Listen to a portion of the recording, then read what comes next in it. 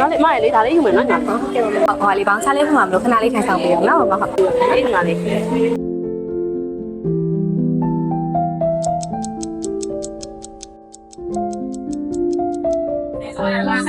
မမောင်ကပြင်ညာတဲ့ကွာ ဟိုမခဏလေးဆောင်ပေးရအောင်နော်ပေါင်းစားလေးရရင်နာမည်လေးခေါ်ပေးနေနော်မဟုတ် ဘာလဲငါညီတို့ခေါ်တယ်ထိုင်းဆောင်ညမလားညီတို့ဆိုင်ကဘောင်းချတဲ့ဆောင်ဖို့မဟုတ်အဲ့လောက်ပြောင်ခက်ခဲနေကြလား မမရဲ့စိတ်ပြိုးပါနဲ့တော့ညီမတို့လည်းအမြန်ဆုံးဝန်ဆောင်ပေးဖို့တော့ကြိုးစားနေပါရှင်ဒါပေမဲ့လေလူလေးကလည်းများလုံးနေတော့လေ ညီတို့ customer line ဘယ်လိုဆက်ဆံရမလဲဆိုတာတခြားသင်ပေးမထားဘူးလားငါဒီမှာထိုင်းဆောင်ညာနိုင်ဝက်ကြော်နေပြီလေညီတို့ငါအချိန်တွေကိုလက်ခါရညာထင်နေကြလား မမရဲ့စိတ်လေးကြော်ပေးပါအောင်နော်ချား customer လေးလည်းရှိနေသေးရမလို့နော်မဟုတ် ဘာလဲငါအဆင်မပြေတာမပြေဘူးလို့ပြောလို့မရဘူးလားမမလည်းညီတို့ဆိုင်ရမနေတာငါခုချက်ချင်းခေါ်ပေး မင်္ဂလာပါမမငါဒီဆိုင်ကတောင်းရမန်နေဂျာပါဗာလေးနဲ့အဆင်ပြေတာများရှိလို့လေမမ နင့်ဆိုင်ရဝန်ထမ်းတွေကိုဘောင်းချမမြန်ဖွင့်တတ်ဖို့သိစားသင်ပေးမထားဘူးလားငါတို့ဒီမှာထိုင်းဆောင်နေပါဆိုပြီးငါအခုဆောင်ညာနိုင်ဝက်ကြော်နေပြီ